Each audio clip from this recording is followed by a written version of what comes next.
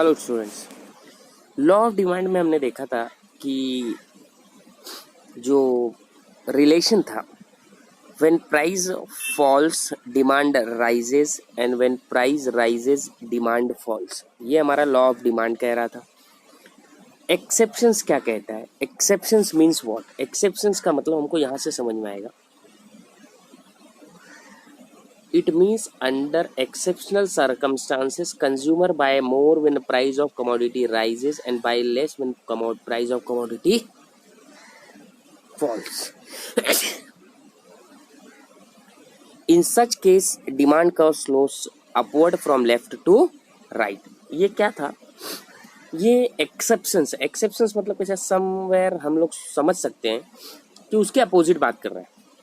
Exceptions मतलब law of demand के साथ ये एग्री नहीं हो रहा है, ये कह रहा है नहीं, ऐसा कंज्यूमर नहीं करते। कौन से केस में नहीं करते वो आगे हम लोग एक एक केसेस नीचे देखेंगे। तो एक्सेप्शंस मीन्स व्हाट? ये लॉ ऑफ डिमांड के एग्जैक्ट अपोजिट होगा।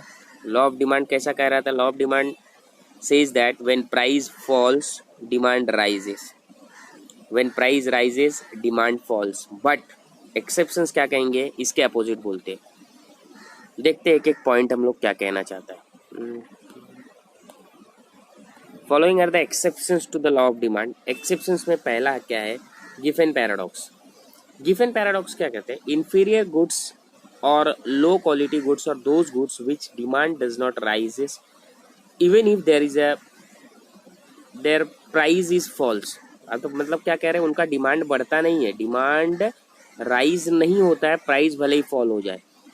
मतलब कैसे? एक छोटा सा हम लोग एग्जांपल लेते हैं। हम लोग पोटैटो खरीदने जाते हैं मार्केट में।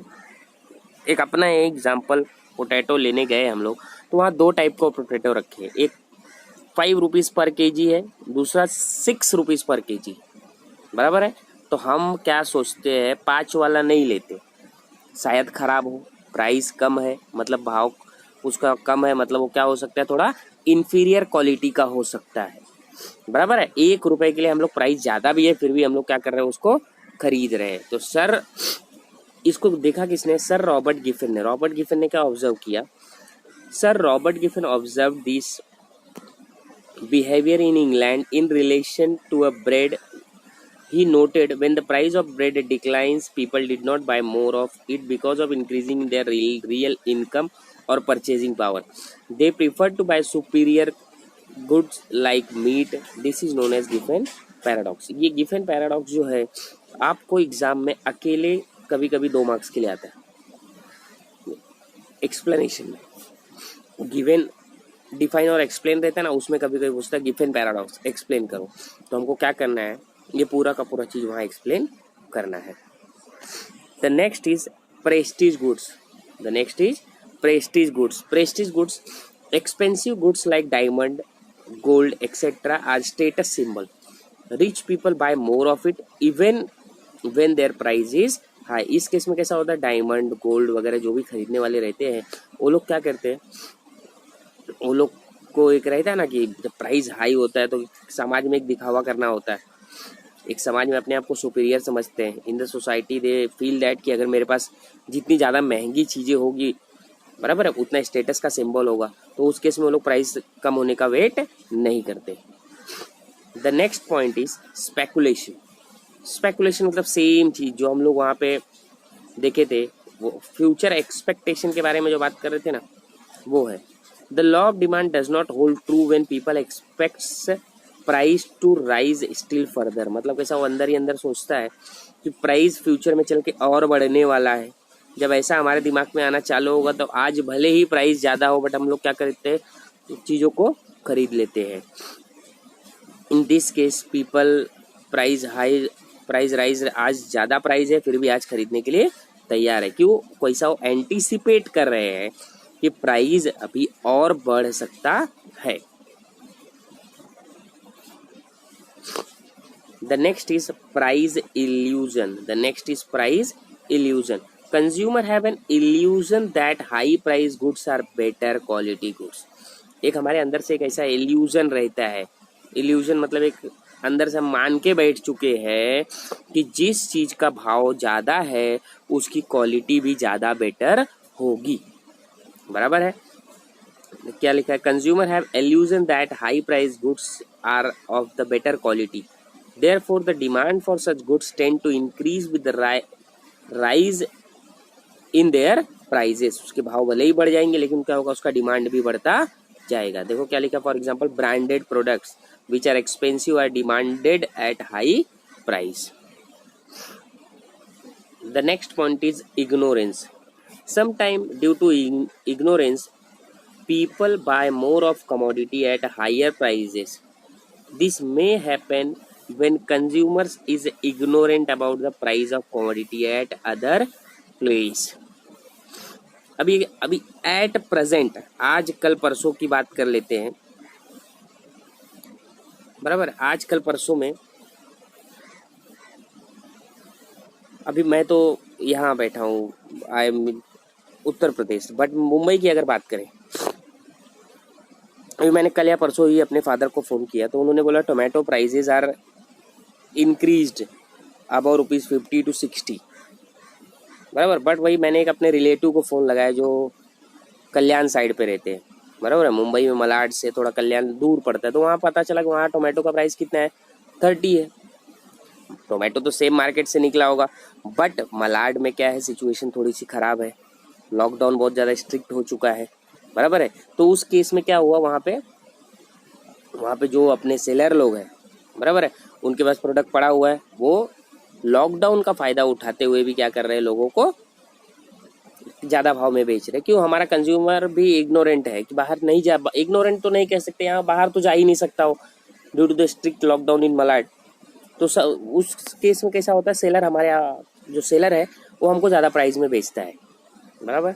The next is habitual goods. Due to the habit of, देखिए ये हैबिचुअल गुड्स में क्या है, due to the habit of consumption certain goods like tea is purchased in required quantities even it at higher prices, बराबर है। जिस चीज़ की लोगों को हैबिट होती है वो प्रोडक्ट चाहे कितना भी महंगा हो जाए, बराबर है, उसको क्या करते, लोग खरीदते हैं।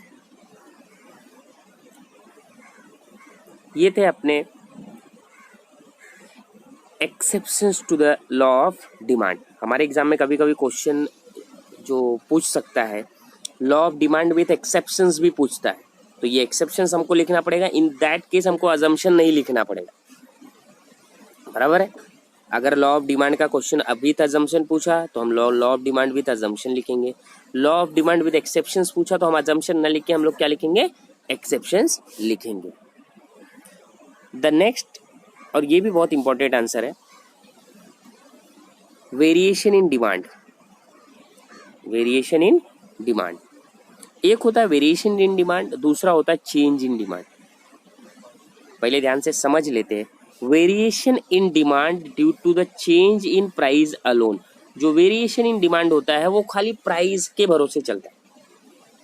प्राइस कम ज्यादा होने की वजह से अगर डिमांड में कम ज्यादा हो रही है, ध्यान से सुनना, प्राइस कम ज्यादा होने की वजह से अगर डिमांड में चेंजेस हो रहा है, that is called as variation in demand. वापस से, प्राइस के कम ज्यादा होने की वजह से, खाली प्राइस, ओनली प्राइस के कम ज्यादा होने की वजह से अगर अपना डिमांड कम ज्यादा हो रहा है, that is called as variation in demand. अब वेरिएशन इन डिमांड में दो चीजें, कम ज्यादा के बारे में बात की है तो एक एक्सपांशन है, दूसरा कौन सा है बेटा, कॉन्ट्रैक्शन है। एक है expansion in demand. Expansion in demand क्या होगा, प्राइस कम होने की वजह से डिमांड बढ़ जाएगा, that is called as expansion in demand. देखिए क्या लिखा है, expansion in rise in quantity demanded due to the fall in price alone. यहाँ पे खाली वेरिएशन इन डिमांड में खाली प्राइस के कम ज्यादा होने के बारे में बात हो रही है, समझा। वेरिएशन इन डिमांड में दो चीजें क्या है, expansion in demand. Expansion in demand क्या होगा, expansion in demand is rise in quantity demanded due to the fall in price, only a fall in price alone, where other factor remains constant, direct, when other factors remain constant. Expansion in demand का diagram देखते। Diagram में क्या बोला, price fall हो रहा है तो demand क्या हो रहा है, बढ़ रहा है, बराबर है। एक्स एक्सिस पे उन्होंने क्वांटिटी डिमांडेड लिया है, वाई एक्सिस पे प्राइस लिया है, बराबर है। प्राइस फॉल हो रहा है तो डिमांड राइज हो रहा है, डिमांड कर्व सेम डाउनवर्ड ही स्लोप हो रहा है। ये तो हो गया एक्सपांशन इन डिमांड। एक्सपांशन के बाद क्या आएगा, contraction in demand. Contraction in demand is nothing but, contraction मतलब होता है कम होना, कम होना। यहाँ पे क्या होगा, डिमांड कम होगा, यहाँ पे क्या होगा, demand. Contraction in demand refers to fall in demand due to the fall in price alone. Fall in demand due to the fall in price alone where other factors remain unchanged. बराबर। इसका demand कब देख लेते, क्या है, same price क्या हो रहा है, प्राइस इंक्रीज हो रहा है और डिमांड क्या हो रहा है, कम हो रहा है, सेम चीज है। The next one is change in demand, बराबर है। वेरिएशन इन डिमांड किसके बारे में बात कर रहा था, फॉल इन प्राइस अलोन, बराबर है। बट ये जो चेंज इन डिमांड है, change in demand is due to increase और डिक्रीज इन डिमांड, इंक्रीज और decrease in demand due to the changes in other factor and price remain constant. Change में other factor की वजह से demand change होता है, price remain constant, बराबर। And variation में प्राइस की वजह से डिमांड कम ज्यादा होता है, अदर फैक्टर रिमेन्स सेम, बराबर है। अभी वे चेंज इन डिमांड में आए तो सबसे पहला कंसेप्ट है increase in demand.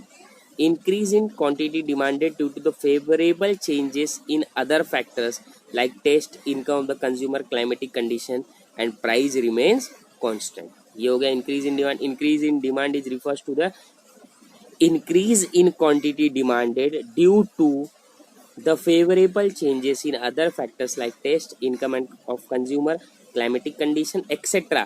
But price remains constant.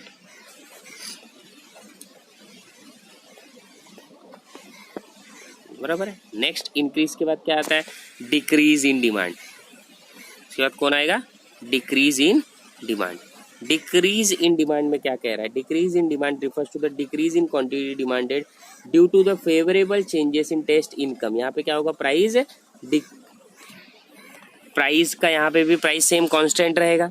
It refers to the decrease in quantity demanded due to the favourable, due to the unfavourable changes in, unfavourable मतलब कैसे, हमको टेस्ट पसंद आना बंद हो गया, इनकम हमारी कम हो गई, क्लाइमेटिक कंडीशंस, अभी कैसा बारिश आता है तो हम अम्ब्रेला परचेस करके लाते हैं, हम क्या ठंडी में भी अम्ब्रेला लेके घूमे, नॉट नेसेसरी। तो अनफेवरेबल, फेवरेबल कंडीशन नहीं तो हमारा डिमांड भी ऑटोमेटिकली क्या हो जाएगा, कम हो जाएगा। Demand curve shifts from left side to original demand curve, this can be explained. देखते डायग्राम में क्या कह रहा है, डायग्राम में क्या कह रहा है, diagram the same thing. Price को कम ज्यादा करने की जरूरत है क्या, नहीं, प्राइस रिमेन्स कॉन्स्टेंट। यहाँ पे डिमांड कम ज्यादा हो रहा है, खाली डिमांड क्या हो रहा है, कम ज्यादा हो रहा है। तो डिमांड कब, इसमें क्या होता है, डिमांड कब शिफ्ट हो जाता है, डिमांड कब क्या होता है बेटा, शिफ्ट हो जाता है। पहले डिमांड कब दूसरा था, तो डिमांड कब दूसरा हो जाए, क्यों, क्वांटिटी डिमांडेड कम और ज्यादा होते रहते हैं। इसी के साथ ये चैप्टर दी एंड हो रहा है। अब ये चैप्टर तो दी एंड हो रहा है, लेकिन ये चैप्टर का next Monday might be objective questions के टेस्ट होंगे, objective question based on this chapter. तो आप लोगों को पूरा चैप्टर वापस से गो थ्रू करना है अच्छे से, बराबर है। जो जो इम्पोर्टेंट चीजें हैं उनको आपको नोट डाउन करना है और नेक्स्ट मंडे के लिए प्रिपेयर रहना है।